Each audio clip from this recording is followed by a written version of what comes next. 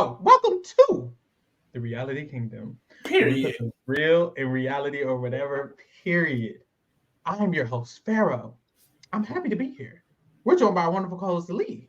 Lee, how are you feeling? I too am happy to be here. Period. As you see by the title, we are here to discuss Survivor 46. Survivor 46. This is our third Survivor season we're doing. Fourth Survivor season we're I doing? think fourth. This is We're this 43, our 44, fourth. 45, 46. Yeah. We're getting into the Survivor shit, y'all. Check out all our Survivor content. We're We do survivor Survivor. podcasters. We're Survivor podcasters. We're here. And the cast has dropped. And we're here to talk to you all about our thoughts on the cast, our feelings on the cast. We're here to give you some tea, maybe. If you didn't know the tea already, we'll give you some of the tea already. If you knew the tea already, we'll talk about the tea that we got from their interviews. Either And we're way, going get to your cups, bitch. get your cups. And we're going to draft these players. Now, Is Pharaoh going? That the real question is Pharaoh going to lose another draft? or will the 20th time be the charm? Now, look, I'm not going to put any negative juju out there. I already have I much of believe that. in you. I mean, at this point, I just feel like I say it every time at this point, but it's like at this point, it wouldn't make any sense if you lost. You've lost all of them since we started podcasting. Mathematically, it'll never make sense. It doesn't even make sense. These last, Should we Lee has recap? won every single. You finna pull up the stats like you always do. I love pulling up the stats. You know Okay. I do. You got it. Let's just do recent history from when we started, podcasting. So, Big Brother Canada 10, Kevin wins, I win. Big Brother Survivor 42, Marianne wins, I win. Big Brother 24, Taylor. Survivor 43, Gabler. Big Brother Canada 11, Ty. Survivor 44, Jam Jam. Survivor 45, D. Big Brother 25, Jag, all picked or on Lee's draft. So that's 8 times in a row. Somebody who's good at math. I thought I was good at math. Clearly, I don't know shit because mathematically, I thought I would have had a win by now. Someone who's good at math and probability. If Lee has won 8 times and this is our 9th draft, what is the probability for Lee to win again? And I hope it's not good because what the fuck? But I honestly feel like I don't know about this cast because I'll speak on the cast like generally overall. Mm-hmm. I don't know how I'm feeling about it. Like in terms of in general, just actual game players. Okay, I feel like it could give what we saw in Survivor 43-ish and kind of in Survivor 44. I don't know. It was a lot of players where like there wasn't much that they were doing necessarily in the game. At least we didn't see it. And a lot of these people, they didn't necessarily just like, I don't know, jump out as to me as a potential like Survivor, quote unquote, legend or a Survivor like strategic icon. I will say this is only first impressions. And I will say also with the preseason Survivor, they don't really get into a lot of what their strategy will be, how much they understand the game. You know, some of them you can kind of just glean that information from what they say. Some of them do just offer the information, but in general, it's not like the basis. Like you can tell with Survivor preseason coverage, like they're really showing us who they are as people, like their backgrounds, their family lifestyle, their job, and things like that. And we kind of have to use that to see how they will apply that to the game. And I just like this season, a lot of these people, I was just like, I love you, but how are you going to do on that island, baby? Yeah. So I'm really interested to see how this season is going to play out. Yeah, I agree. I feel like what I felt is what you said about the cast specifically not seeming. I'm just not sure how these people are going to do when it comes to the strategic game of Survivor. But on the flip side, I do kind of feel like regardless of the strategic acumen, I think this cast put together could provide a entertaining season. I think it's kind of like, even if they're not all playing good, they could provide a lot of entertainment or shifting dynamics. I was kind of hard for me to tell a kind of straightforward oh, they're definitely working together, or they're all definitely working together. I'm kind of not sure. Or it's kind of like if someone does seem like they'll work with someone, it seems like they could work with another person as well, or they can work with 5 other different people. So I'm very interested to how the dynamics might shape up, especially because I think last season we did get a tribe swap. We did. We got a tribe swap last season, and I would love to see how this cast would do if they started off with certain dynamics and get a tribe swap. Tribe swaps are always interesting. Last season, the only reason I feel like it fell a little short was because of how strong the 4 of them were. What was their tribe name? Tika 4? Whatever they was. No, not Tika. Whatever. I was talking about Tika.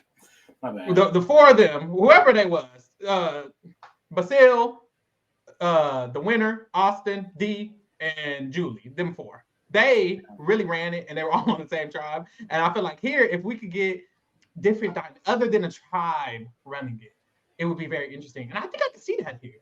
I don't think there's any tribe I feel like who would be able to really connect that strongly and just stick together that strongly. Reba was their name. Reba.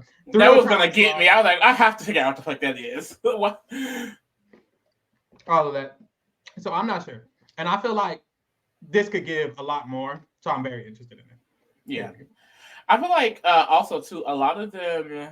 Like we got a lot of similarities with a lot of the cast. Like me and Pharaoh noticed, like going through the interviews, because if you haven't seen the preseason interviews, I know Mike Bloom, he interviewed this entire cast over on RHAP, so they posted like all of the interviews, and I just feel like they all mentioned that they became a fan recently, like during COVID. Like that seems like a pattern that they've been doing ever since these new era seasons have started, casting people who were only become fans like 4 to 5 years ago, and kind of they went back and binged it, but just in general, they're not lifelong fans. And I kind of wonder why that is. I just feel like it's not annoying, but it is just kind of repetitive to hear. Oh, I became a fan during COVID. I became a fan during COVID. I also became a fan during COVID. Everyone in it's like, how did almost all these people become fans during COVID? There aren't people replying that have been here for years on years. And I think another thing too is that like a lot of these people who've been getting casted in these new era seasons, I think same with Big Brother too. A lot of them is their first time applying. Yeah. So like in this instance, this is your first time applying, and you only just became a fan. It applies to like 6 people, not even 6. It applies to most of the damn cast. Seems like I'm scrolling through everyone. Dang near everyone started watching during COVID. It's like only 4 people who didn't, and it's like that's just interesting. I kind of would rather them not even be a fan at all. Like I kind of would rather a more diverse set of circumstances. If there is 17 people who you found who all started watching during COVID, and there's one person who doesn't watch at all, I'd low-key rather the one person who didn't watch at all. Just because of the fact it's different. Like, I feel like there's so many similarities to the story and the relationship these people have with Survivor. A lot of these people's relationship with Survivor is, my friend was a super fan, and I didn't start watching to COVID. My husband was a super fan, and I learned from them, or I just was with the COVID wave. It's all these same similar things over and over and over again. And it's like, we might just get a similar type of energy from all of them. And it's like, I don't want a similar type of knowledge of the game. There should be a variety of knowledge of the game, I feel, if you're going to go that route.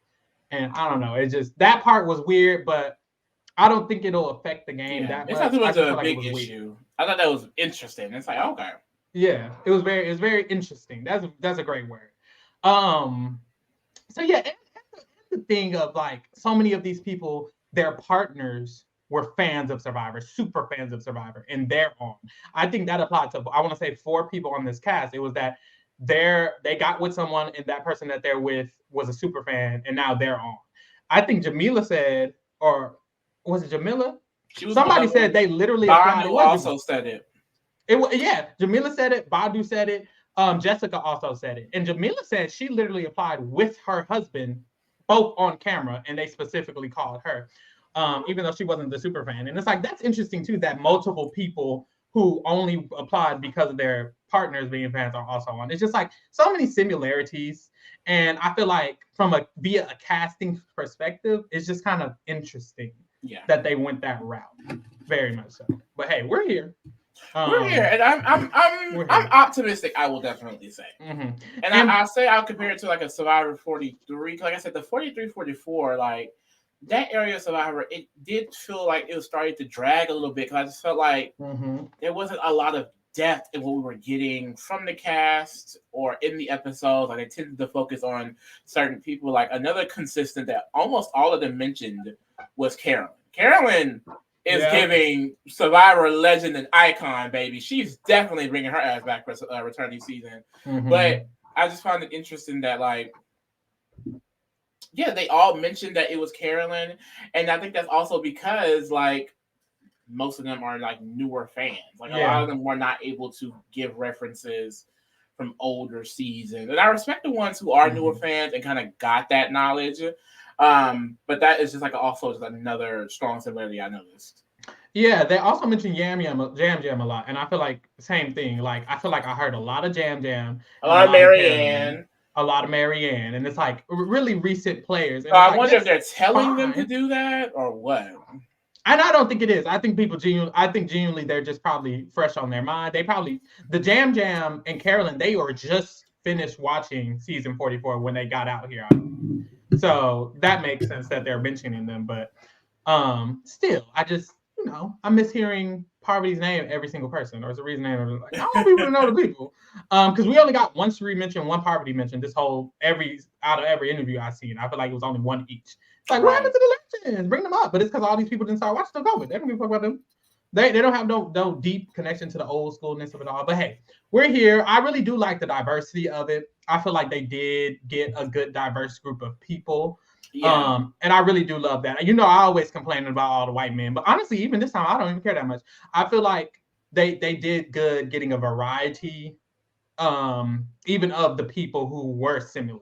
Like, instead of just getting the same 4 white men, they didn't do that this time. They didn't get the same type of white women or black men or anything. It's not just a copy paste of any social group, and I really like that. I feel like everyone has an individualness to them, and I really, really like that about this group of cast. I think this is a very diverse cast, and everyone is so unique in a different way. I remember feeling what was Franny's season? Whatever Franny's season was, that was Jam Jam season too, wasn't it? Whatever. One of these seasons, I remember feeling like all these people give the same energy, even though they're like technically different. They just give off the same energy. Here, I get different energies from a lot of different people. Some people are a little bit more chill, relaxed, and I feel like some people are a little more, I just get a different energy. And I really, really like that. Period. Mm-hmm. So we'll definitely see. Like, I think, with the personalities we've seen, this is going to be either a really, really great season or kind of fall into one of those quote-unquote mid seasons. Now, with it being 90 minutes, my hopes are a little bit higher because the 90-minute editing for Survivor 45 was fantastic. Like, I felt like by the end of that season, I had a good understanding of basically everyone who played in that season. So I do think we don't have a choice but to really get into this cast. I think that was the disconnect between 43 and 44. Like, there were a few standouts, specifically like the Jam Jam, the Carolyn, things like that. But other than that, a lot of the personalities, in my opinions, were duds. And in 743, like, you got the Carly, you got the Jesse, and then the eventual final 3 was given Kaya's. So I'm in this cast, it feels like there's just not that many standouts. It feels like a lot of them could kind of just be run-of-the-mill type of players. Like, I don't know. I just didn't get a good grasp from enough of them that they kind of even really fully understood the game. But, child, we gonna have to see.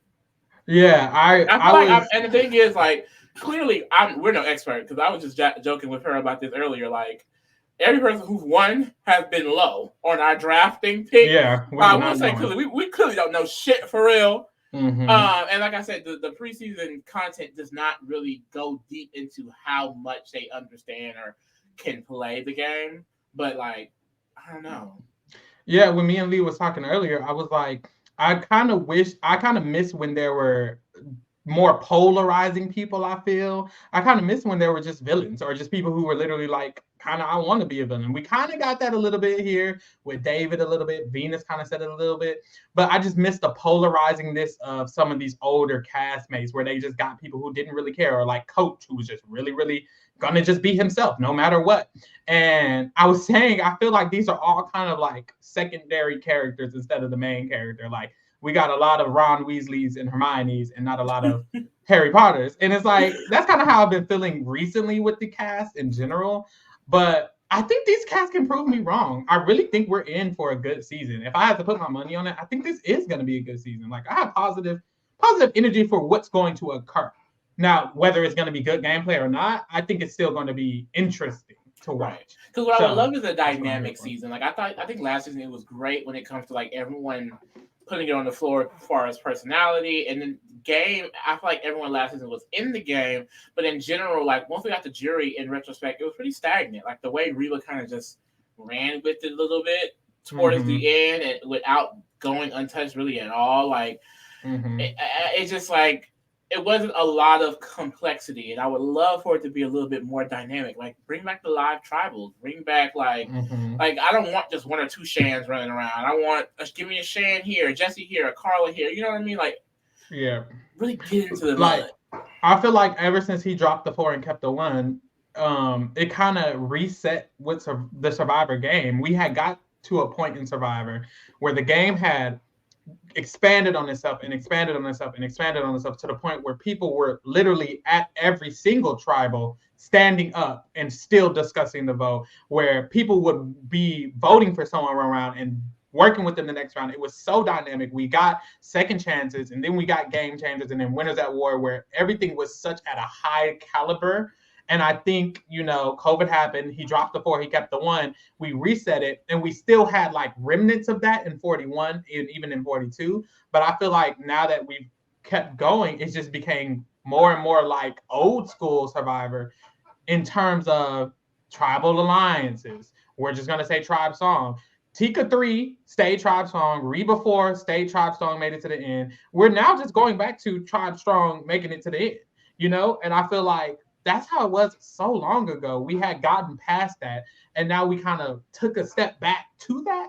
And I wish we could get back to the whole what it was, which was a level above what we're playing at now. I feel like these last 3 seasons has been like ABC level Survivor. Like, oh, we're with our tribe, and the other 2 tribes are dumb, and they don't even realize they need to take out our tribe, and we make it to the end. Yay!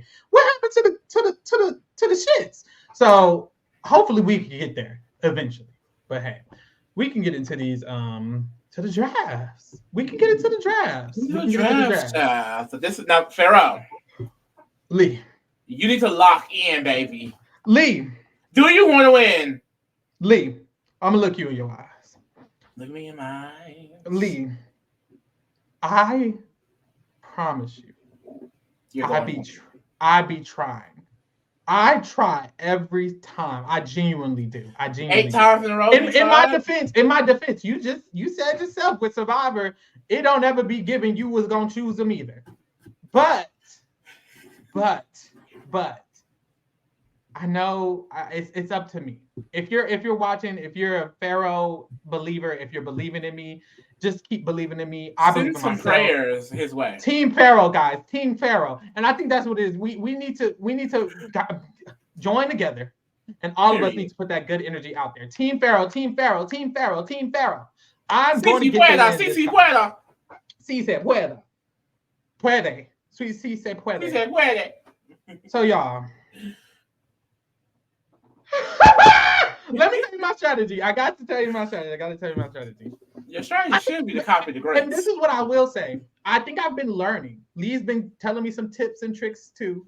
I think I've learned from my initial mistake. I think at the beginning of the drafts, I would make a lot of mistakes. I think recently it's more so, you just didn't get the win. Sorry. I think recently my overall teams have been a little bit more balanced. So yeah. Well, I would like to think so. Why don't you just say anything? Well, you have been known to do that, babes. I will say. I think it's true. I think because you remember with Big Brother last season, there was a point where all your people was going home. You only had 4 people. I had 7. But then I still bring it back out. But then you won with the. It's about having the winner at the end of the day. Can you get the winner? I was in my mind. I was like, Jack will probably. You have to think, and then he did. I did. I thought about how Jack would probably. Did you brain blast? Huh? Did you brain blast? I thought I did, but you do have magical powers, so we're working against magic. That's right not fair to put on me. I won fair and square, bitch. I'm not Raven Simone. But you are though. Well, math even says so. So, anyways, y'all. I'm Raven Baxter, bitch. Anyways, y'all. I'm here and I'm ready. And I'm ready to make my first pick. I think at this point, I'm just going to have to just do my picks and go with it. I believe in you. It's just you have to believe in me. So my first pick is someone who I don't know if y'all will be surprised. I don't think people will be surprised. I think I'm gonna be gag. Wait. I don't think anyone's gonna be surprised at this pick. My first pick is Tevin. Tevin! I love Tevin. I loved Tevin. Tevin is everything. So literally everything, bro. When I saw Tevin, I remember me and Lee were talking, and I was like, "Who was the last black gay man?" And we were like, "Okay, we know Bryce Isaiah, but that was a while ago. So in between that, who was it?" And then we remembered Josh from season 40, from one of these seasons. Josh was here, and I was like, "Oh, okay, so who else?" Girl, crickets. Bryce Isaiah was the first gay black man on Survivor. Then Josh came. Josh came on season 44, and now we have Tevin, and it's literally insane. And I will say, like, honestly, with Josh, I feel like I don't know why it was, but I didn't necessarily feel like I got enough of Josh to really relate to him. Even in his pre-season, like I didn't really relate to Josh that much. Now, Tevin, I feel like I relate to Tevin a lot. I really love Tevin. I love his energy. He's very unapologetically himself. He kind of mentions how he wants to be that way. He also talks about how he likes players who were that way a lot. He mentioned Mary Ann as someone he feels like he'll relate to in the game. And I really, really like that. Also, what stood out to me is that unlike some of these other players, he had been watching since he was a child with his aunt. He had already been watching Survivor forever, and he still just continues to watch it to this day. And I really liked all of that. But the main thing I liked, because the main thing I worry about with gay black men who go on these shows is I worry about how I guess how other people might see them as very threatening or very overbearing or super loud, super in the way. Other people usually perceive them that way. But Tevin's demeanor is way calm, like a very calm demeanor. I feel like he comes off way calmer, even though he's fully himself. And I feel like because when it comes to the gay men and the gay black men, we have that social shit down packed usually. Right. So I feel like he will be very good socially. There was people on his tribe, Soda, who mentioned that she saw him and she really, really liked him. So I feel like he'll already have some bonds on this tribe. And let me pull up his tribe too. Let's hop back up. Because on his tribe, he's on Nami tribe. And on this tribe, Soda already said that she really, really liked him. She was looking out for him. And she was someone she wanted to work with. And I feel like in this tribe, he has a chance to really connect with a lot of the women in this tribe for sure. And honestly, he was just a very sociable person. His energy was so inviting. I feel like he doesn't come across as antisocial or somebody I wouldn't want to talk to. He just seems very inviting, seems nice. I feel like he has a great understanding of the game. I like him. Yeah, no, like I think his big thing is gonna be his social game. Like I feel like while watching, I was really I loved him. Like I kept rewinding to laugh about what he said. Like I was really just invested in hearing him speak. Like I think it will not be hard for him to socially maneuver this game. And like you said, I think that he's going to be set up really well on this tribe. I don't really see him being an issue when it comes to pre-jury. And he's also a pretty smart person. Like he said, he graduated magna cum laude of his university. Look it up. Look it the fuck up. Was on the dean's list, and he did that independently. He was able to use the scholarships for his tuition and things like that. So I think that he is going to be a gem. Like this is someone I feel like special in the Survivor realm. I think that my only fear with him is that, will he be able to, if he becomes that threat, turn it around? Like, will he be able to lower his threat level and basically like manipulate people? Like, I didn't really get like a manipulator type of vibe from him. I got someone that was just really like, people are going to like him and not want to vote him out. Like I can see him making it far based off of that alone. But if they start realizing, okay, this person is set up really, really well socially, we have to get him out. How is he going to be able to kind of go against that? I don't really know as of yet. But in general, I'm going to love him this season. I really am. And I want him to do good. I will say I agree with that. That if he becomes a threat, I'm not sure how he'll navigate it. But I like what you said about him kind of seeming like someone who's just going to be a social person and kind of work his way there. And I was thinking about the recent winners when I was picking him because I was thinking about how D and Yam Jam, they kind of just had an alliance and stuck with the alliance for the most part.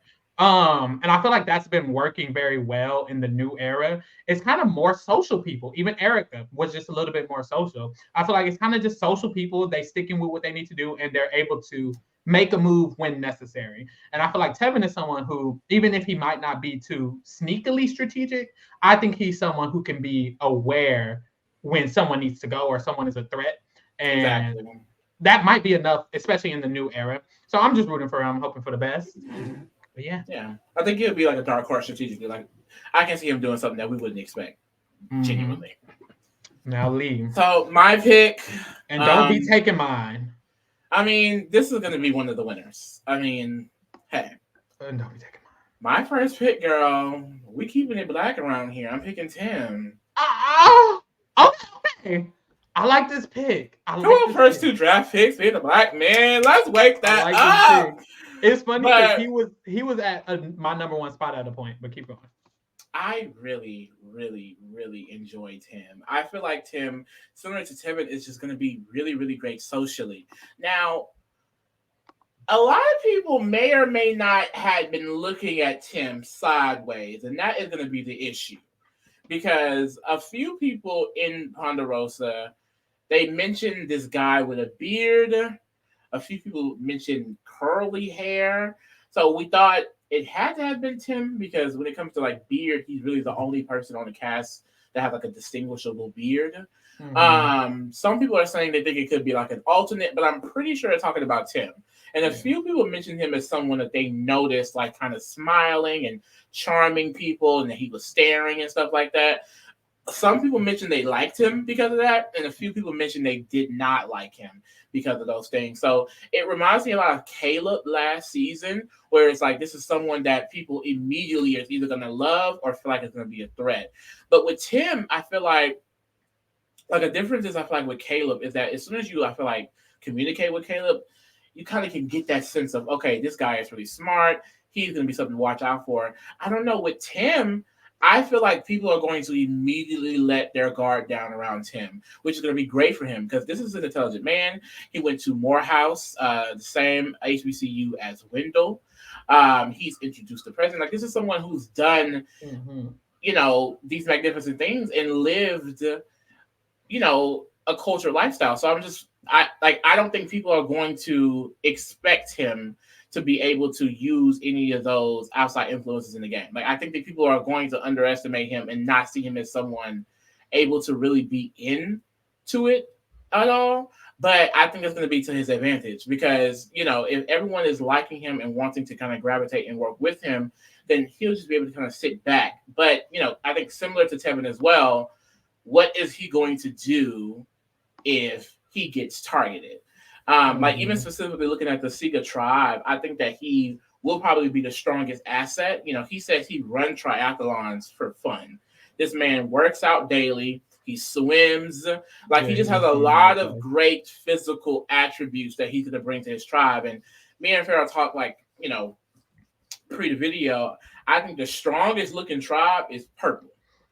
So I can definitely see Nami and Sega losing a lot.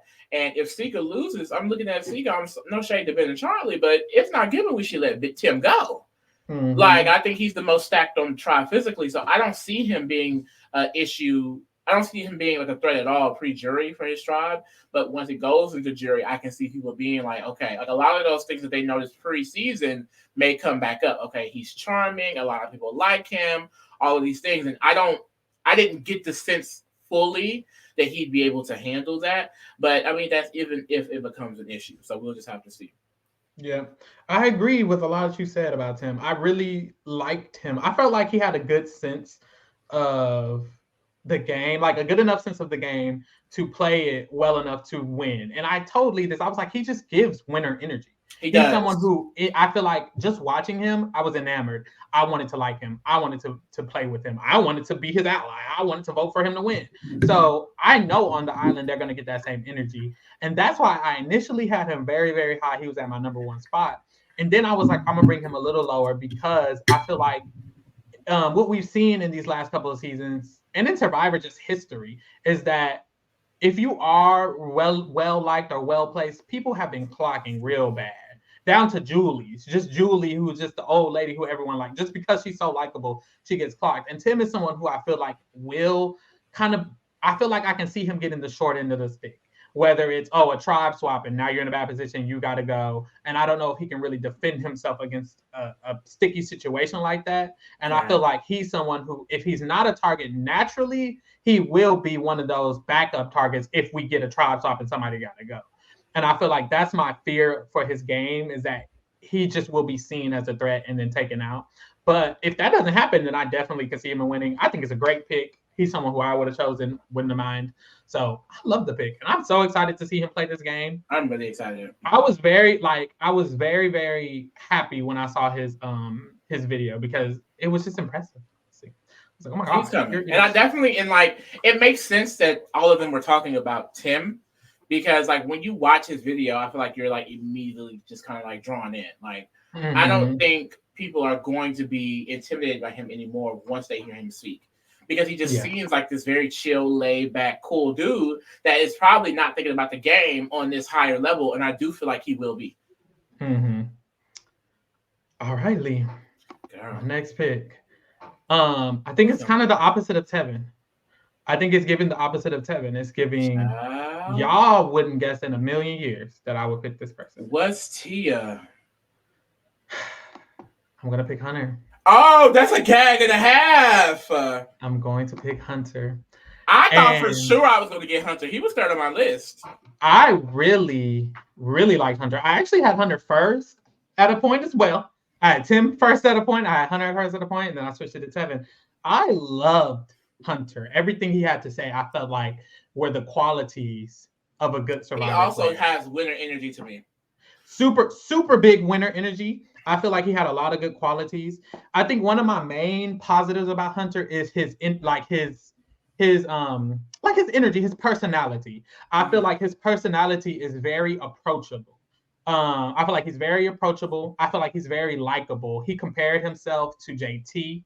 And I feel like that's exactly what it gives. JT on his first season, y'all, because other season JT wasn't given. But JT on his first season, or Hayden from Big Brother, just very likable, natural, all-American, some might say, where I feel like a lot of people will just like him, will just naturally gravitate towards him. And I think he's also he just seems nice. He seems nice, right. Seems welcoming, seems heartwarming. I feel like all of those are good qualities. Also, he was a Survivor fan before COVID too. He's been a Survivor fan.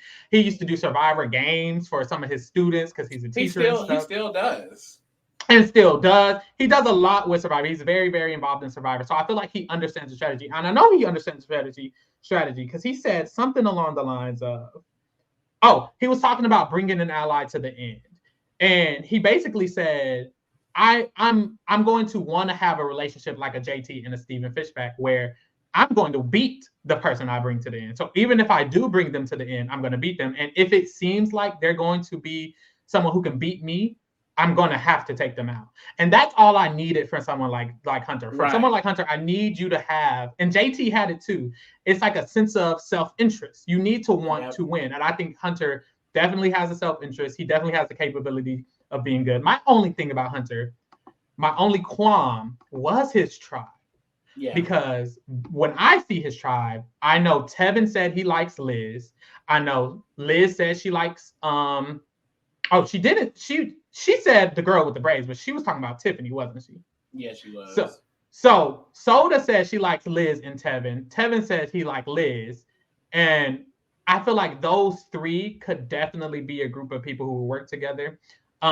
Venus, I feel like it's someone who would also work with them. So looking at this tribe, it kind of looks like if they lose and those people are thinking they're going to pick off the weaker people, we need to take out one of the boys, that one of the boys could go, and that will be either Hunter or Randon.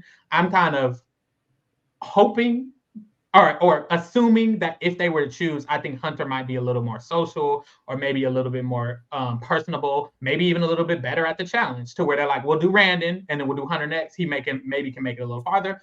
Or just the concept of them being like, well, we'll lose every single challenge if we don't vote out somebody weak. Exactly. And they might just vote out somebody weak. So that's my only qualm. He could be in a sticky position in his trial, but also he could. Yeah. And and that's one thing too. Like we've talked about how like these smaller tribes, they really hurt women in this instance. Like it's really good for the younger athletic males. Most times, like 9 times out of 10, if a tribe loses, they're not going to vote out people who they feel like can help them physically. And I think Hunter easily falls into that category. Like even if a scenario like you said happens where they vote out Randon instead of Hunter, if they lose again, do we vote out Hunter and then we all go home? It's like we've seen that before too, where they choose loyalty over tribe strength and they lose again and they just choose tribe strength because people are so scared about losing. They want to be able to get to merge with some numbers. So I do think Hunter's going to be good. I like to hear him speak about how he creates these challenges and kind of plays Jeff with his students. Like if you're doing something like that, you have to understand this game on a deeper level. And literally like what you said too about the being able to cut an ally. When I was watching his interview, I was saying, is he too timid? Is he too nice? Like, is he going to be able to do that? And then he said that. And he also seems very self-aware. He realizes he's one of the bigger guys on the cast. And he said, like, he basically would want to be in an alliance with kind of other bigger guys so that if they are targeted, they will be touched before him. So he's clearly going to be someone looking for people that he can kind of hide behind under. And, I definitely see big things for Hunter. Yeah, I see big things. What scares me, because, he said that, and I know Randon, he mentioned some of the boys he's like. Q mentioned, I want to link up with the Mississippi. Because Hunter's from Mississippi and Q is from Mississippi. They both clocked. And they both said they would definitely want to work with the Mississippi person. So if there's a tribe swap and Q and Hunter are both on it, that's something to look out for. Or if they both make merge. Real bad boys club by merge. So we need to go ahead. It really could. Work that out. Venus, Soda, Liz, and Tevin. Get it together. But I definitely have high hopes for Hunter. I can see him winning the game. Yep. Look at the choice. My next pick, girl. I think they're going to do great. Okay. Give me Miss Jamila, baby. Really? Give me Jamila, baby. Jamila, baby. Yeah. Let me find her in my notes real quick. Was she on Yanu? Jamila, baby. I really, really like Jim. Jim, she said she's the store director for 2, like she said, lingerie businesses that brings in like over $10 million a year. I just think she was saying like so many great things. She gave me leader. She gave me strategic. She gave me cutthroat. Like she was saying a lot of the right things. Like she mentioned being like self-interested, like how we were just talking about with Hunter. Like Jamila said she would definitely cut her BFF. She does not care. And I just got the energy that she is here to win and she's going to do whatever to win. And then if you flip to her tribe, I think that she's kind of in a good tribe position as well, based on the people who's with her. On Sika, can you flip to Sika? Yeah, let's go.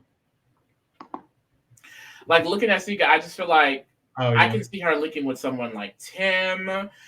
They could be power players, but just in general, it seems like she's going to be one of the smarter ones on her tribe, which could be an issue if she leads into that leader or if overly aggressive type role. I don't get that sense that she will. It seems like she's someone that will be able to keep herself in check, but just in general, people are intimidated by a leading woman. So I don't know how that would go, but just in general, she seems like someone that understands that I have to connect with these people emotionally and make them like her. And I feel like a lot of people will like her. So I don't know. I have high hopes for her. She also mentioned about like adapting within the game, which a lot of people don't really talk about. So I like her. I really, really like Jamila. She was my 4th pick, so she was definitely up there. You ate that up. And I feel like I agree with a lot of the stuff you said about her. I feel like, especially with her interview specifically, I feel like in her interview, she was so aware. I feel like she seemed very self-aware, and she also seemed very aware of the game, even though she had started watching during COVID too, I believe. or through her, she said through her husband she started watching, but she seemed very aware of the game. She seemed like she knew exactly what she was going to be able to go in there and do. She had a lot of strategies, because didn't she mention, let me go look, because she mentioned specifically, oh, she talked about how she trusts too easily. That was one of the things that I was like, ooh, maybe that's going to be an issue. She said that it might be an issue. That's something that might be her kryptonite, is trusting too easily. She says all her friends tells her that, and she's like worried about that coming into the game. But it seemed like she was so aware of it that she would be able to kind of counter it, and I really like that. Like she was just very she was very self-aware, and I also don't think that's something that would hurt her game. Like, there are certain people I feel like if you're too trusting, you might get messed up. But her, she just seems so strategic and self-aware that it wouldn't affect her. But because she's a woman, honestly, and because she does come across as someone who might be very strong, usually those type of people don't make it that far, which is why I just kept her at 4 on my list, because I'm like, you're probably someone who is going to eventually get targeted by someone else because you're just this strong woman, kind of like Kelly last season. It was almost random. Yeah. Like, it's just like, oh, that strong woman, make sure she gets the fuck out. And it's like, they're always going to make sure that if you come across as strong, you're going to get out. So I feel like for women, the best strategy is to appear weak. And I don't think Jim can. I really don't think she can appear weak, nor do I think she'll want to. And I feel like that's going to be very hard for her to accomplish. I feel like she's going to get caught up in it a little bit. But she still seems like a really great player, which is why I still had her high. And that kind of goes into my next point. I kind of got like Shan energy a little bit. I definitely see a potential. I see a potential for her to be very, especially in her tribe. I can see her being dominant. This is not a tribe. Very I feel like much that is difficult to achieve that. So, but yeah, that leads into my next pick, because I kind of feel similar. Tiffany. Oh, perfect. Mother! Perfectly placed. The reason I'm picking Tiffany is kind of similar to what I just said about Jamila. I feel like Tiffany is someone who might not come across as threatening, or at least for a while, or at least for long enough, because a lot of people were mentioning how bubbly and how happy she seemed. A lot of people were mentioning her as someone they wanted to work with, who they liked. I want to say like 3 or 4 people mentioned her. And I feel like that shows that when she goes on out on that island, that she might just be seen as more bubbly, more excited to be here, more fun, more loving, woo, woo, woo, woo. So I feel like all of those is going to lead to her maybe not being targeted, even if she is a stronger force. She seems very game focused. She mentioned when she talked about like idols and stuff, she was like, I don't know why people can't just keep their mouth shut. I'm definitely just going to keep my mouth shut when I win an idol, when I find an idol, and stuff like that. Just kind of indicates to me a smarter player. She just seems like very aware of what she's going to do. And I really, really like that. The winner she said she feels most relatable to is Natalie Anderson. And she talked about how tactful Natalie Anderson was. She talked about how patient she was and how she waited for the right moves. And all of those made me feel like, okay, if that's what you can recognize in Natalie, I'm assuming that's something you're going to be able to do, is be patient, take your shot at the right time, be tactful. And she's someone who, she was very like in her interview blunt, and it kind of seemed like it might be overbearing, but it also seems like she won't come across that way to other people. She just is thinking these things in her head. It sounded like she was thinking these things in her head. This is how she feels. But to other people, she's just going to be bubbly and nice. And that's what other people are already saying about her. So I have high hopes for her. My only fear is that she's a woman, honestly, and that people do not. Strong women get out. So yeah, but I also feel like she kind of she'll get, like, because she is so bubbly and so nice and so sweet, she is gonna be able to kind of fall into what you said, like that underestimated, like, oh, okay, maybe she's a little bit weaker, maybe she doesn't know what she's doing, and she'll be able to surprise some people because she does seem like someone that kind of knows what she's doing.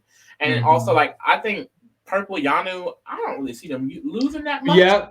I agree. And if they do, I will say I don't know what happens on that trial if they lose. I'm excited to see what those dynamics are going to give. With all of these people, actually, because I don't know how any of them really going to give. Like, I just specifically, I don't know where she kind of like fits into this tribe. I will say I wouldn't mention in general though. We have a potential for another island cookout out here because Tevin is very unapologetically black. I think Tim is as well, and so is Tiffany. I feel like Soda from her interview, she kind of vibe well with that as well. So I can definitely see those four linking up. I mean, hopefully Q gets in on that. I don't know how it's gonna go, but I don't know. It can really give something that they all can make merge this time. I don't know. Because I feel like we haven't had like we haven't really had like enough since like Survivor 41. I feel like for this to really happen. Because these last few seasons they kind of be getting out early, or they've just been more spread out. Like I can definitely see these specific group of people kind of like coming together. So that would be really good for her if she were to get to a merge situation. But yeah, I'm interested to see what she's gonna give. Me too. Very, very interested. Who you got next, King? So my next pick, I'm gonna go with Randon. Okay. I really liked Randon. I liked a lot of what he was saying. He gave really like just cool, calm, and collected vibes. He's an aerospace engineer. And he's also someone who's watched the show for a very, very long time. He's also seemed very, very self-aware. Like he kept saying throughout his interview that he knows he has to work on relationships because he knows that he will be a target. And if he does not work on those relationships, he knows he's going to go home. And an example of that would be like not last season, Survivor 44, where Jam Jam won, even though he felt like someone like Carolyn played a better game. And it's because like Yam Yam had the social connection. So he definitely realizes that, or at least he feels like he has to overcompensate. And I will say that is like the slight negative I feel like I have for him, because when he was speaking, he seemed like he would be overthinking about that and overthinking about how he should act and when he should do certain things. And he could come off, I feel like it could come off very sporadic, especially if you're on the island, you haven't eaten, like your brain is just going, okay, I have to act like this because he'll do this. Like if he's able to keep up with it, I think it'll be great. But if it comes to a point where he's overthinking and overanalyzing, people are just not going to trust it. And then similar to like the same thing you said about Hunter with this Orange tribe, I feel like I kind of see that with Randall on this tribe as well. If he's feeling like he's going to be a threat for those reasons, I don't think that's going to work out well in this tribe, where it feels like him and Hunter are the only people kind of on that quote unquote alpha male energy. So I don't know, which to be fair, they also don't give that. I'm just saying out of the 6 of that tribe, they kind of give that the most. If he's able to kind of like just not, go off of a ledge of overthinking on how people are seeing him, I do think he'll be good, because he also just kind of has that, like I said, cool, calm, and collected energy. And if people kind of get that from him, I think a lot of people will want to align with him, especially when we get, into the jury phase of the game. So I don't know. I have high hopes. Yeah, I actually really did like Randon. He wasn't high on my list though, just because I felt like even though he seemed very smart, very intelligent, I feel like he could very much so be one of the more strategic forces in the game. Kind of what you said, it seemed like he might be an overthinker. It also seemed like he would be someone easily clocked. I feel like if I was in the game, it just seems like he can't. I don't know if he can diminish his threat level, and I don't know if he can diminish his like intelligence. The way he speaks is just very, very.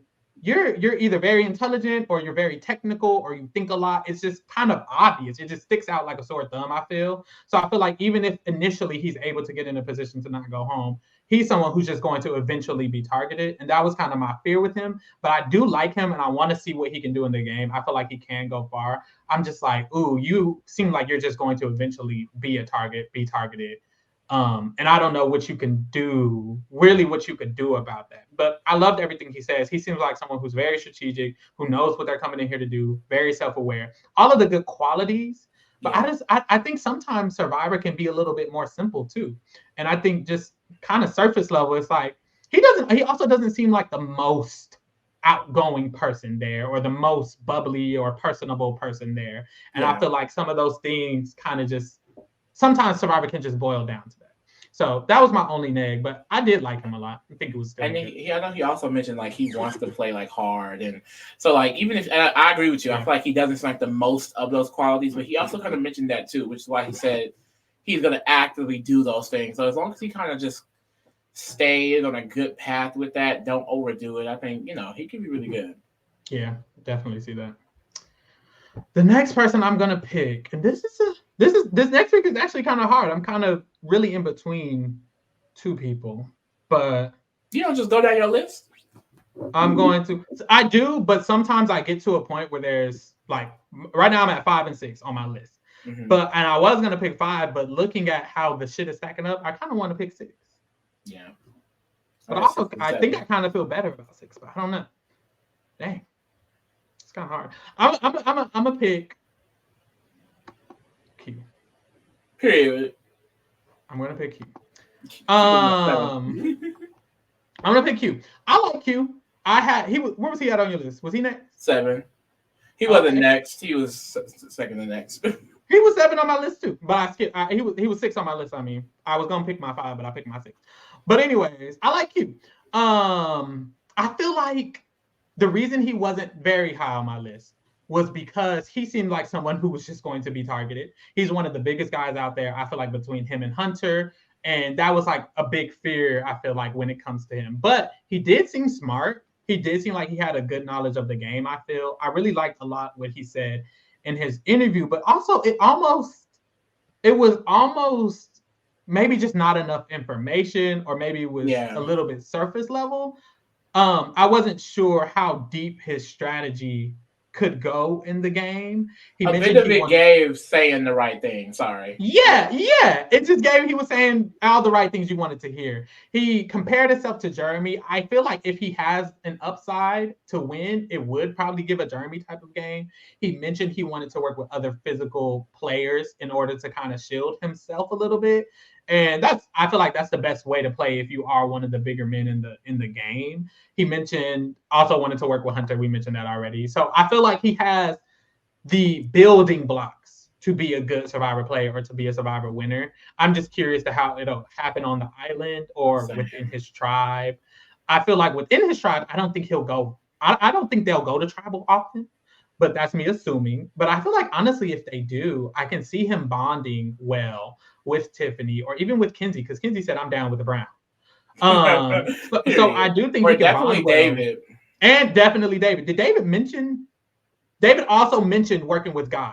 David mentioned working with guys as well. Q mentioned working with guys as well. I feel like they'll just naturally bond. David mentioned working with Banu. It could easily just be all the boys working together. But I definitely think Tiffany's going to want to work with Q too. So I just feel like Q has a lot of options in this tribe, honestly. So I think he could be good to get to merge. And if he can get there with another bunch of boys, he might not be the most threatening. Like even what we know now, him, David, or Hunter, honestly, Hunter, David got to go.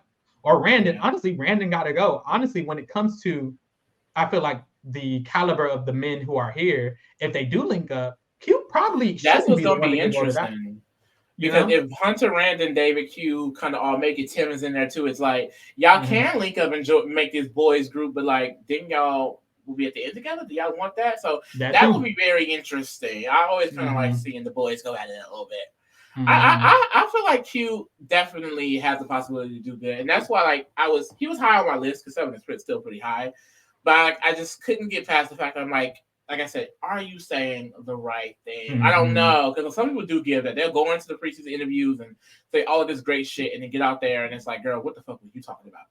But why I think Q can pull it off is because he mentioned he's a real estate agent, and he said that he was number 2 in the United States for selling homes. Like on his first, I think, year, he said he sold over 100 homes. So like, and to be a real estate agent, you have to talk to people. You have to kind of, people have to like you.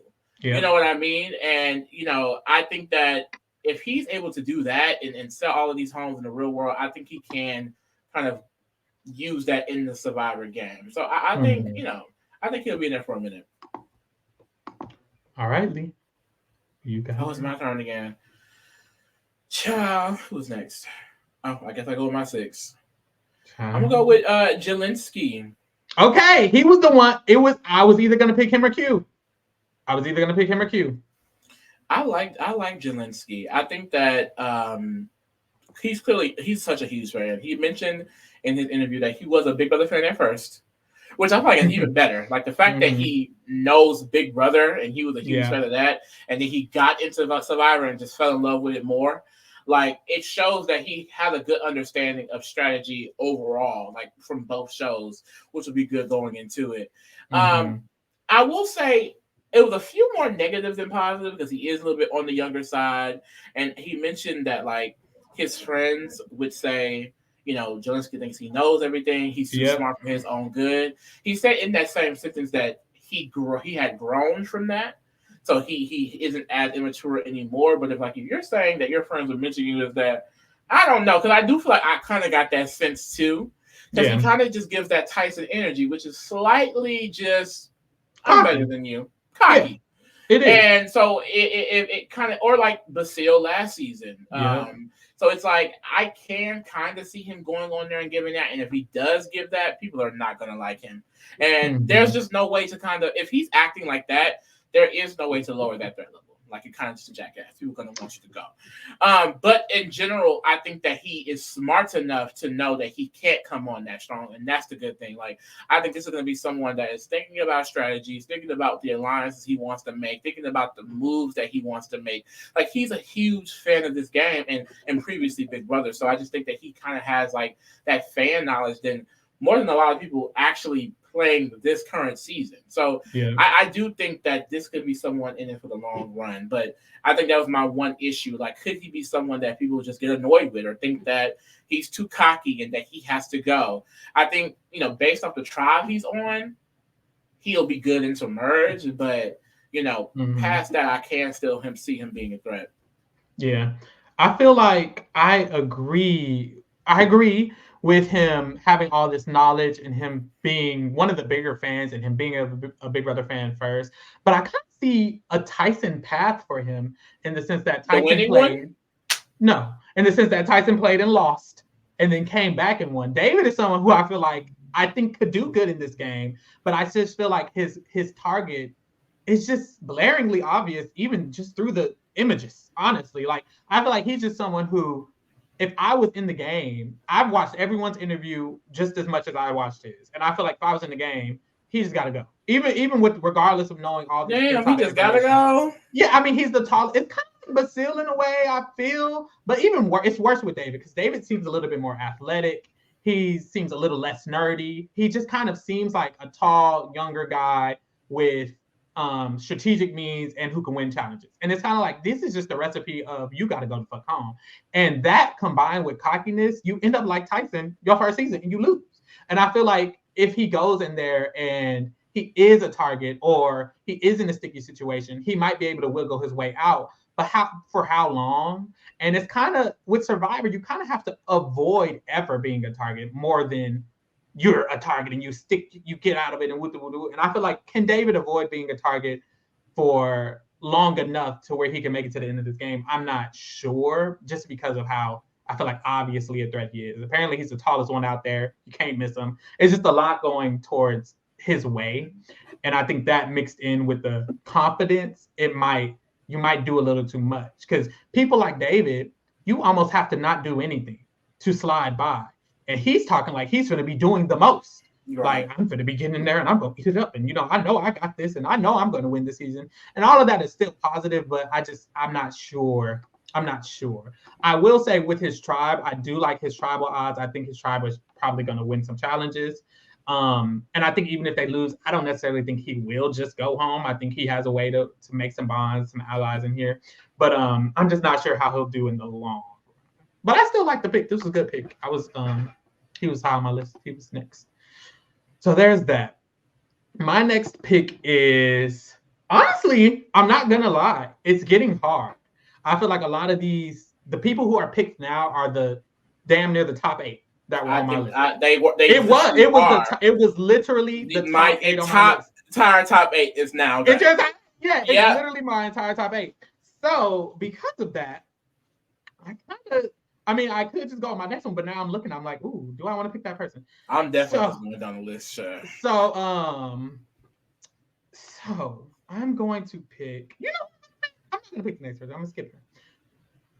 I'm going to pick Liz.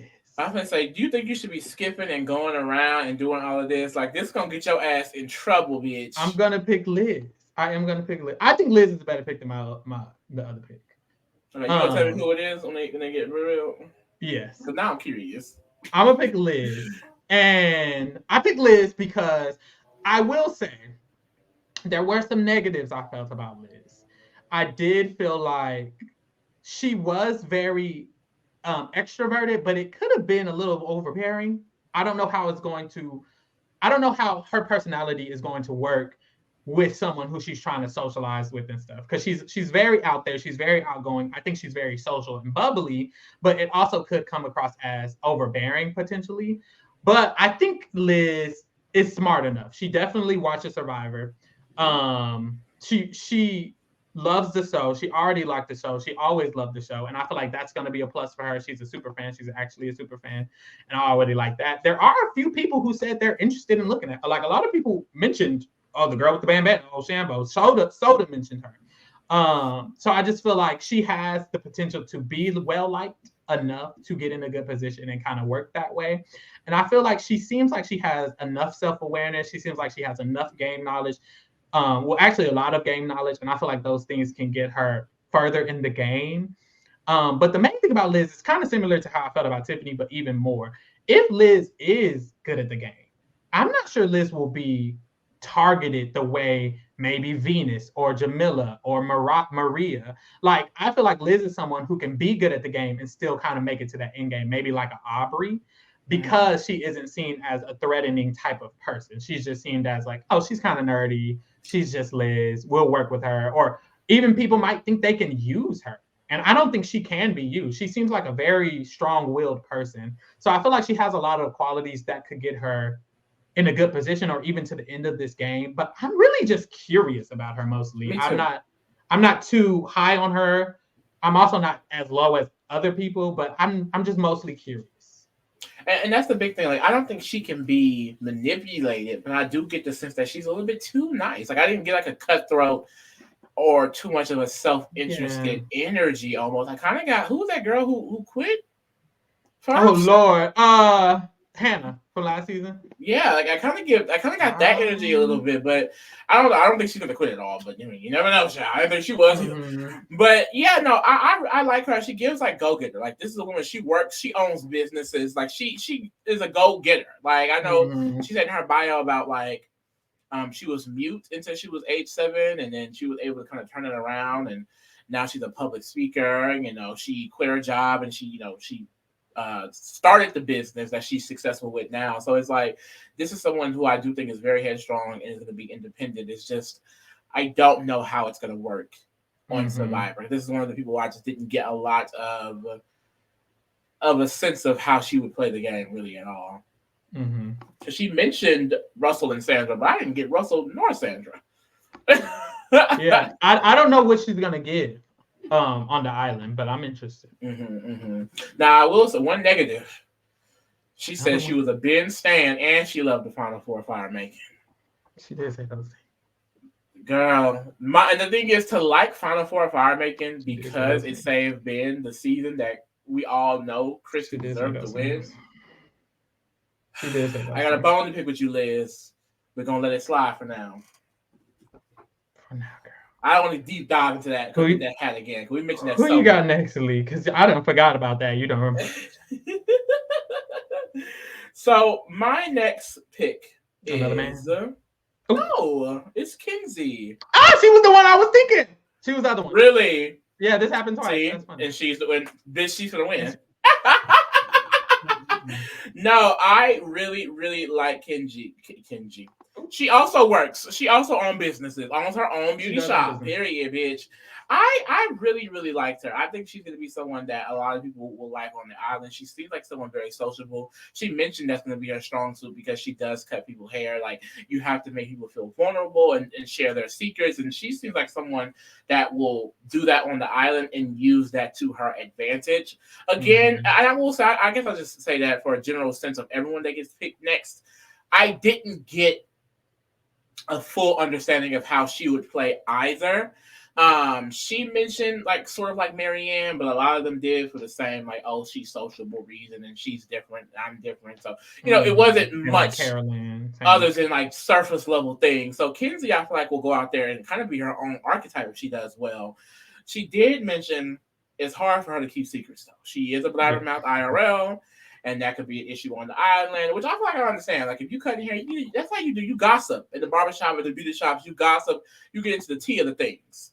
Mm-hmm. And like looking at her tribe, we keep mentioning she's on the purple tribe. I do feel like this could be a strong tribe, even if they do lose. I want to say I don't think Kenzie is going to be affected too much, but yeah, just in general, I don't know about her until she gets out there on the island, but I don't think she's going to be an early out. Yeah, I kind of feel the same way. I feel good about her within her tribe, and I like that she seems very social.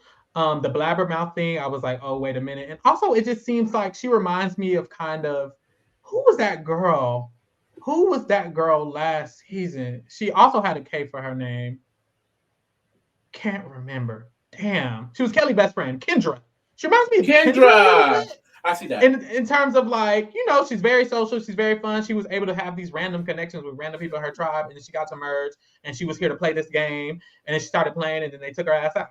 And I kind of see that a little for Kenzie, just in the terms of, I think she will want to play harder a little bit. She kind of talked about it a little bit, how she wanted to play the game. She wanted to make everything of the adventure. I wanted to have fun. And I think she will do all those things, and I think it could kind of mess her up a little bit. I don't know how focused she is on really winning this game, and being strategic and making sure I'm making the right moves. And I feel like for me that was like, but I don't feel terrible about her. She's okay. And she also, like you said, she down with Brown. She was like, what she say? I love the wokeness. I love the diversity. She was like, I'm here for the game. Yes. I'm here for the black. I'm all the days, the them. So we rocking with Kenzie because Kenzie rocking with us. Because Kenzie rocking with her. My next pick, and honestly, this time it ain't no, oh, you are this is a definite the next pick. I'm not picking nobody but this person. Period. And that is Miss Soda. Damn! I wanted her next so bad. Soda. It sounds like our lists were a little more similar this season. You don't deserve her. Miss Soda. I like Soda a lot. And honestly, I don't know. It's weird that I didn't pick her a little early. I'm glad I still got her, because I feel like she did come across as very smart to me. Girl, she did come across as tribe. I do. Damn it. Oh, I got four. That's not too bad. That's all. It's like if you have 5 and 1, it's like, ooh, what's going on?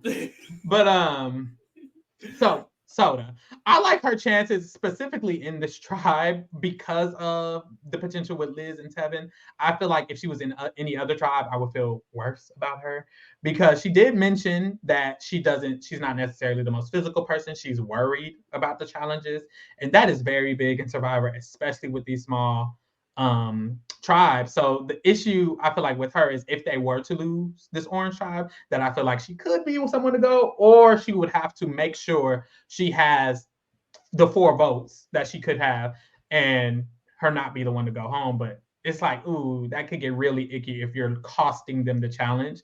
But I'm not even gonna put that on her. She's not gonna cost them the challenge. She's gonna be good. They're not even gonna lose that much.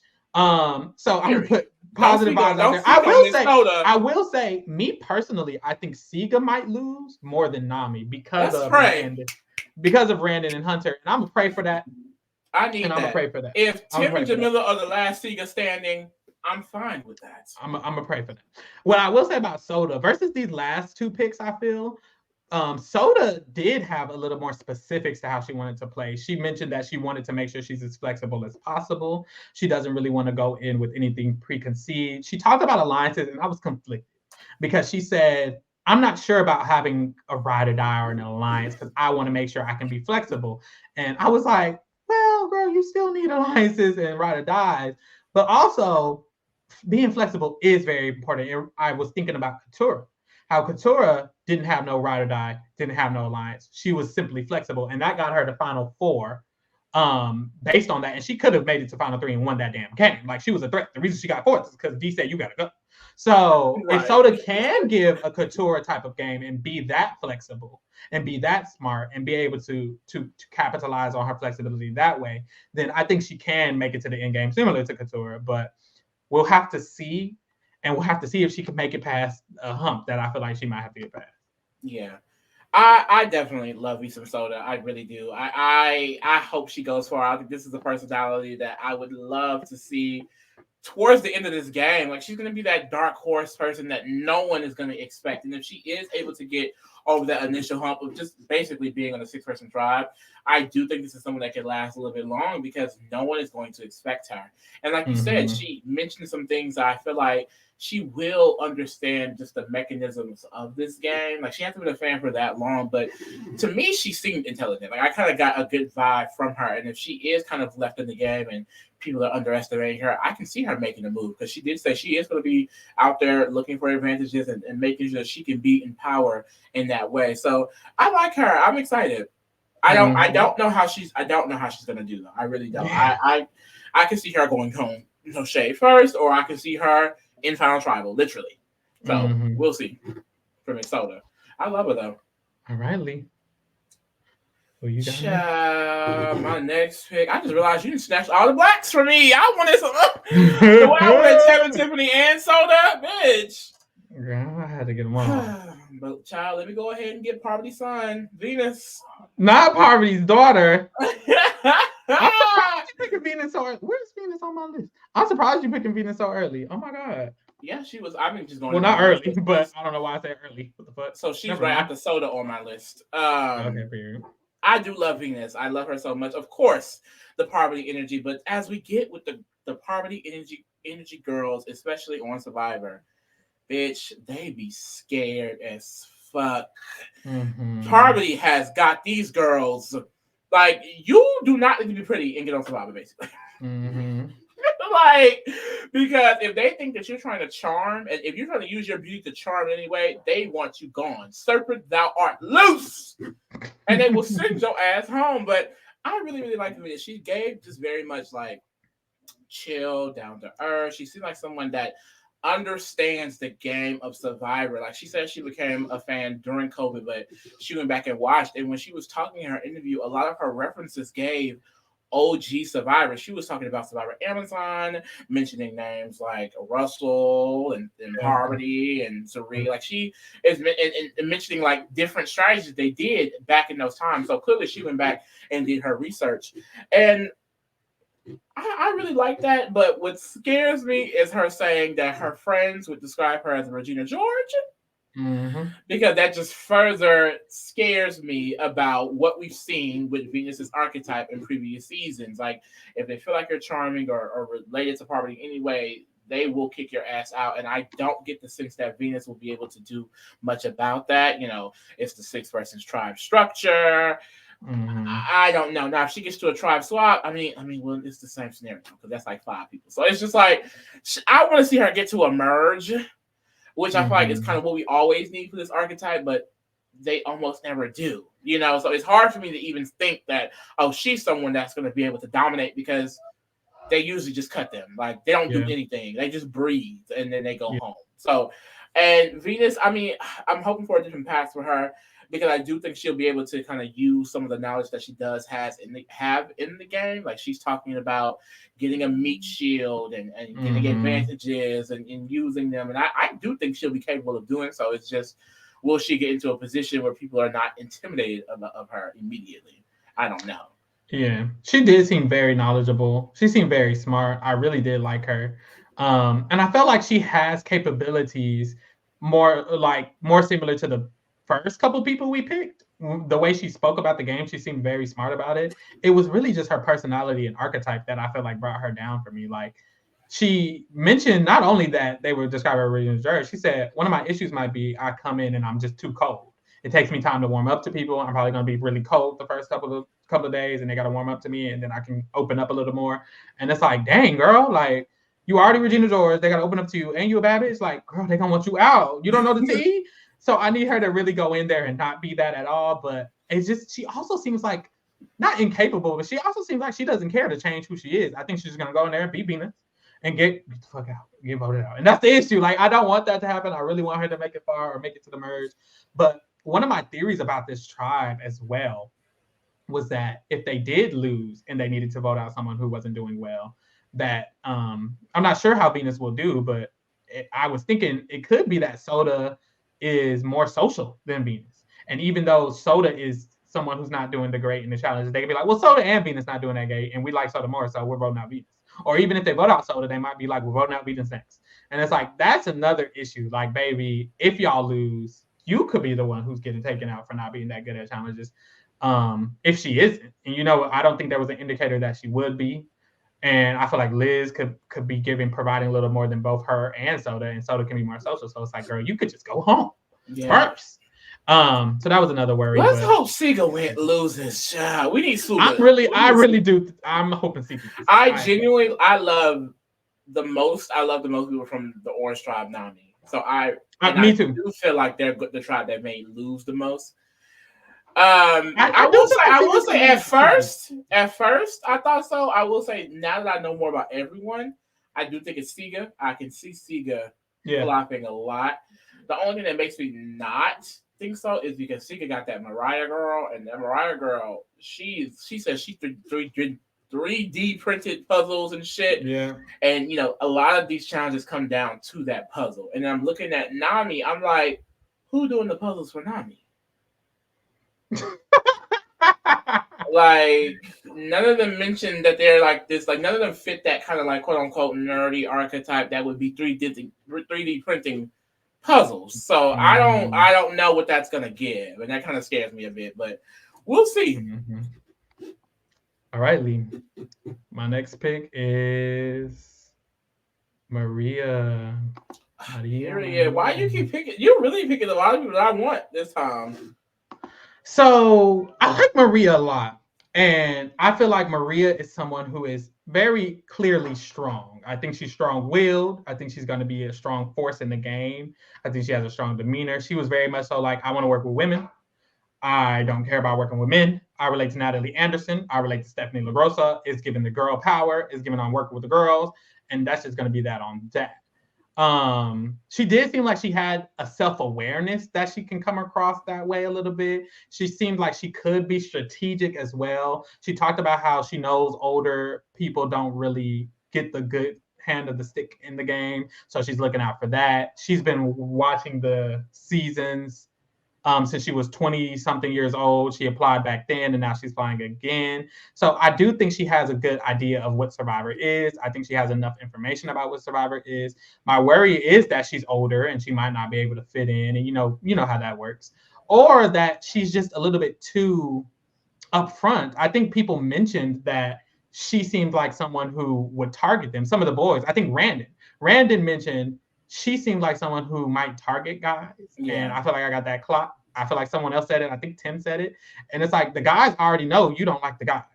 And you ain't even started the game yet. And I feel like that's going to be her downfall, is that people are just probably obviously going to know Maria's a force. She's going to come at us hard. And the boys are going to be worried about her and she's going to have to go. And it's like, if you make it obvious that you're pro-women, anti-man, the men gonna take your ass out. And I feel like she's going to make it obvious, or it might just be obvious. And I feel like that might be one of her issues. So yeah, I actually have the least idea of what's gonna happen with the Sika dynamics. I don't know what's gonna happen with the Sika dynamics. I feel like I kind of feel like I understand Yanu, kind of maybe can understand Nami potentially. Sika, I don't know. So I don't know who can be with who or what. Or what could be what at all. I know Maria wants to work with the girls. Jim and Mariah allegedly say they want to do that, but every time girls say that, they be lying. So you can never really know. I think Maria will definitely want to work with them, but I can see Mariah and Jim. Mariah saying that. Mariah does not give me that she would be down with that. I don't know. I don't even know if she did say that. You're right, but Jim did say that, and it's like, girl, y'all gonna end up working with the boys. And taking Maria out. So I don't know. I don't think that's a good thing for Maria to bank on, but we'll just have to see how their tribe works out, and that's that on that. Period. Yeah. I feel like it sucks because someone like Maria, it's just definitely like she was saying a lot of the right things, but what scared me was just like the archetype of it all. Like, we're not used to seeing her archetype do well in this game, especially with this type of tribe structure. So I am kind of intimidated by that. I feel like an upside could be like a Heidi, because I wasn't expecting Heidi to make it so far either, but at the same time, Heidi wasn't really respected by the jury, which is why she got 0 votes at the end. So it's just like, I would hope that she's able to just kind of just get involved in the game, like be able to actively play it. But sometimes it's just harder to do with the type of dynamics that they start at the beginning. So we'll see. We'll see. She's from Dallas, though. Shout out, sister. Period. Who you got next? So my next pick, this part, like I said, by this point, child. Every time, I mean, we was wrong with Survivor. We were wrong. The gag is we literally just went through. Yeah. But Marianne was one of my last few picks, like bottom row. So we're at the bottom rows now. Mm-hmm. Gabler was bottom row. Mm-hmm. Jam was almost on the bottom. He was one row from being at the bottom. One pick. Mm-hmm. Who else just won? D was second to last pick for me. So I can't even say that we have the winner chosen. I'm not going to say that no more. But like when I was going through, I'm like, that's what it felt like. And maybe we felt wrong. Like, we clearly feel wrong. So honestly, y'all, expect the winner to be one of these next people. One of these next six. Maria or one of the next few. Okay? Yeah. That's the real gag. I mean... But it don't make sense to me right now, but it'll make sense when I watch, I guess. Watch. Literally.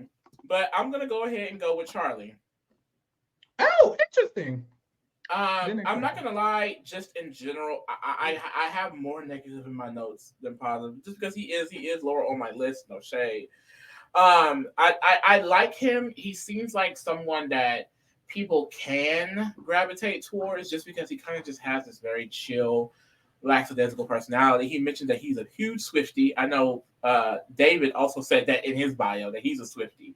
So they definitely could be able to, and Charlie will definitely be able to, I think, just find common ground with people. Like, that's going to be very easy for him. He is a law student, which doesn't necessarily mean he's going to be great at Survivor, but of course he understands, like, people and things of that nature. Like, he seems like an intelligent person, but that could also just be a detriment. He sounds very smart, and people may be intimidated by that. He also basically said that he is not sure that he will even be able to cut his closest ally in the end.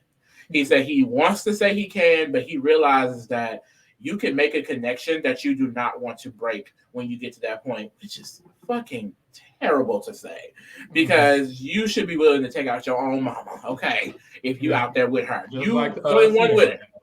Literally. So that definitely scared me. He mentioned he would play like a Spencer or a Christian, kind of like the quote unquote nerdy archetypes. And those players are usually kind of scrappy. They come up with these ideas and things like that. But a few of them are also kind of cutthroat. And so for him to say he doesn't sure he's going to be willing to cut someone, that scares me. He's like, he wants to be a part of a group, and he would love to stick with Alliance all the way up until the end. And it's like, it seems like this is someone who's going to be very loyal and very trusting. Jamila going to be able to eat his ass up, ain't she? Mm-hmm. Like, I just feel like he is someone that can get used easily. And if he's able to kind of break out of that, maybe he can use some of those skills to actually do well. Because it seems like he had a good understanding of the game. It just seems like I say it for a few people, he just seems too nice. And I don't know how that's going to work. Yeah, I had Charlie last on my list. He was like the one person I was like, he was last. He was last. I was like, I don't think. And that's shocking. Yeah, I was like, I genuinely don't think you can win the game. And there was another person who could have been last, but I was like, Charlie last for me. There was two people, but honestly, I gave it to Charlie because I was like, you're never gonna win. Like, there's other people who I can see a bit. I mean, I might as well say the name, because for Ben, I mean, I could see even a Ben or a Fabio kind of win for him. Charlie, I couldn't see any kind of win. I was like, I just don't see it for you. You don't see a Nick Wilson? I can't see a Nick Wilson. No, because Nick Wilson was a little bit more cutthroat. He was a little more savvy, a little bit more smart. Charlie seems smart. Charlie doesn't seem savvy, though. He almost didn't even seem self-aware a little bit. Like, there were times where he made statements that were kind of vague, and it's like, you're getting there, but I feel like he might just need a few more years to understand a little bit better what he needs to give, because I just feel like he's going to go in this game and not give nothing that he needs to give. I feel like he very much so needs to make sure he doesn't come across too nerdy, too this way, too that way. I don't think he's going to do that. He needs to make sure to not be too trusting. I don't think he's going to do that. So I really was not feeling his chances here, but I do think he is smart. And I do think he is smart enough to maybe do something, but I just don't have high hopes. Yeah. To be honest. My next pick is going to be Mariah. Mostly because there's no one else. No, I'm playing. I actually did like that Mariah was a fan of the game. And I liked that she had knowledge. She talked about how she knows she's basically just a nerdy type of person like Aubrey or Hannah or Gabby. And she wants to just, play that same game. But the issue is they be losing, baby. They be losing. And I feel like with Mariah, it seemed like she was just very content with just coming in and playing like them and being just the nerdy girl. And I'm just gonna be that person who comes in and I'm that nerdy girl and I'm gonna do the nerdy girl stuff, which is all fun and games because you are aware of yourself. You know you can take that up. And she knows to emulate the best one, which is Aubrey. But like I said, Aubrey lost. So I feel like that's kind of the issue is I feel like she doesn't have a plan, or at least she didn't say a plan to do better than these other past archetypes like her. If you are an archetype, you have to be like, oh, okay, I'm gonna be the meat shield type of archetype, but I'm gonna have other meat shields, and that's how I'm gonna win the game, and I'm gonna be less that way, and I'm gonna make sure I come across this less. And she didn't really give me that she's going to be able to do that or that she even wants to do that. She kind of just gave she wants to come in and play like Mariah and be a nerd and be quirky, and she loves Survivor. And I love that for her, and her knowing the game is the reason I put her above some of these other people, but I'm just not sure how she'll actually do, right. Same. And she's definitely going to be with someone that's an asset to her tribe. Like I mentioned earlier, she did the 3D puzzles at home. They're going to slap her ass in the puzzle every single time. Yep. It's just, what is she going to do past that? I don't know. Like I feel like I kind of sense Emily flipping upside from last season. Like, is she going to be someone that's because like usually the people who say they relate to those nerdy type of players, I just assume you're going to be a scrappy type of player. You're going to be in there coming up with ideas in that underdog role where like no one thinks you're going to be able to pull it off, and then boom, you pull it off. And then maybe I see that from Mariah, but at the same time, I don't get a sense of social ability like some of those other iconic nerdy archetype players. So I really don't know what she's going to give. I truly don't. So she's involved in politics, which I feel like is a good thing. Clearly she is used to being around people. So maybe she's definitely more sociable than I picked up on or that she even mentioned. But being in politics, clearly she understands people and certain things with government. So maybe she will be able to use some of that in the game. But I don't know. We'll see. She could be a dark horse though. I'm not counting. I'm really not counting anybody out because, like we said, bitch, clearly we don't know shit. We be wrong as hell, but we'll see. We'll see. All right, Lee, who you got next? I'm gonna go with Jessica. Okay. Jessica, no shade. I didn't have a lot of positives. That's why she's so low. I liked her personality. It's just someone else. It's like, girl, you're a little too nice for this game. Do you know what you're getting yourself into? She's one of the many people who mentioned that she was a fan during COVID. Her husband was a big fan, and that's what kind of got her into it. She also mentioned playing like a Gabby type of game. Like she loves being able to see someone on TV like Gabby who was emotional. Like she knows that she can go in and be emotional and be herself. She's a Pisces like me, so I know she's gonna be out there crying and sad and all of those other things. So and I have to support for that. So I'm glad she ended up getting on my draft. Pisces unite. But other than that, I truly don't know what else she's gonna give, quite literally at all. I can't see, like, I don't think her tribe, the purple tribe, is gonna lose that much, but I feel like if they do, she might be the collateral in that situation. She just doesn't seem like she has a good grasp on the strategic side of this game, and I didn't get picked up on that at all. So that kind of scares me. You know, you kind of a few of these people said like the general sense of like, oh, like I can identify with Marianne, and it's like it's just because Marianne is mother. We get that Marianne is a mother, but we know Marianne. How are you going to play this game like Marianne? And it's like I didn't get that, but we gonna see. Jessica definitely gave. She was bored in her summer home. And she was like, well, instead of going to the summer house this year, I want to just do something else. Summer and then she did this. Crazy. And I love that for her. I really love that for her. I think she'll be a delight. But I'm just not sure how it's going to give gameplay. That's a good point. It's going to be a delight for sure. She's going to be a delight. But she basically said, like, she was basically, like, the interviewer was like, so what do you think you're going to do? What do you think your strategy? She's like, I didn't think about all that. I'm just here. Like, she literally was like, girl, I never thought of that, honestly. It's like, not you never thought of it. And it's like, that just shows me she's just here for the fun. And I love that this is a vacation. And I hope she has a great vacation. This was the spot last year. It was, wasn't it? Now, when she get that good ass win, I'm definitely gonna stand.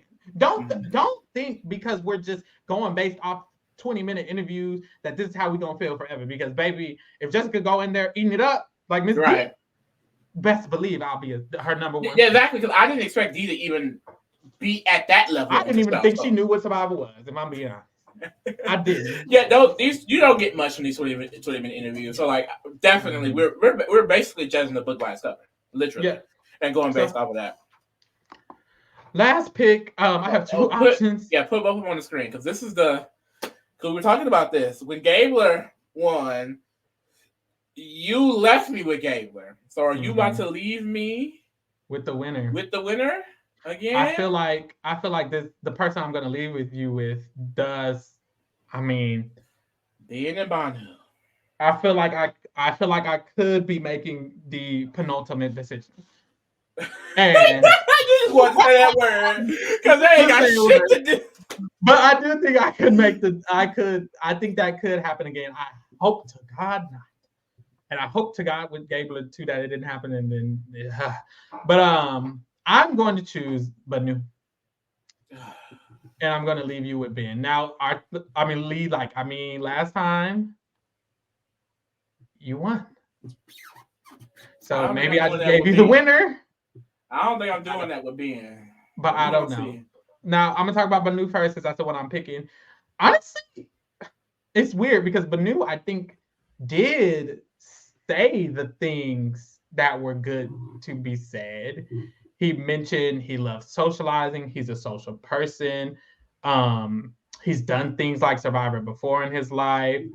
He talks about how him and his partner are super fans. They've watched. He mentioned Spencer and Tyson. He mentioned older players too. So I was like, okay, maybe you did go back and watch. My issue was, it sounded like he was just saying what he wrote down to say, no shade. Like it just sounded like he did the homework of Survivor very quickly last minute, and he was doing his presentation after he made his last minute project, and this was his last minute presentation. And I couldn't tell if he was nervous in the interview or if he was like very, very much so like thinking about the words he wrote down last night in his notebook and he was saying them. I just couldn't tell. It just seems like to me that he was studying Survivor, but he doesn't really know Survivor. And he's not really a fan. It just seemed like he studied it and he's trying to say the best thing from what he studied. And he might go out there and try to do the best thing from what he studied. And I'm not sure how that's gonna work really in the game. So I don't know. I just don't really know how it's gonna work, but I didn't get a lot of good. I didn't get a lot of good from what he said. I didn't think that it was really gonna come in and eat in its land. But I'm hoping for the best, I guess. There's that.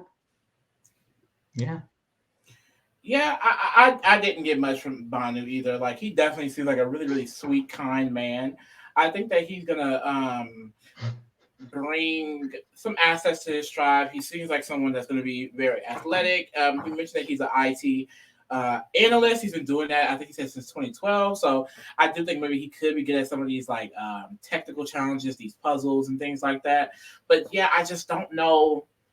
Like it definitely seems like he understands what to do in Survivor, like you said, but I don't know if he's going to be able to actively do those things. Like, what's what I'm looking for?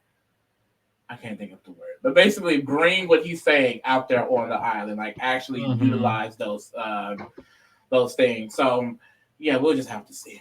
That's my slogan. We'll just have to see. We really just gonna have to see. But I doubt it's gonna give much. No shade. How you feeling about Ben? I don't. Okay, me neither. He is on the Secret Tribe. I have no idea how that's gonna work. I feel like Ben said, he was asked what's his strategy going out there or something like that. And he was like, I just feel like life is gonna guide me in that way. Like I just feel like I'm just gonna go into it and I'm just gonna be guided. The only thing I know about Ben is that he's a musician. He's into / teacher. And he loves Jack He's Black. the real life Jack Black. I didn't get anything else. Anything else really other than that. Let me check my notes real quick. He was second to last on my list, though. He was last on my list. Above Charlie. Yeah, he was last at a point. I'm not gonna lie. I still didn't get him, thank God. Get that up.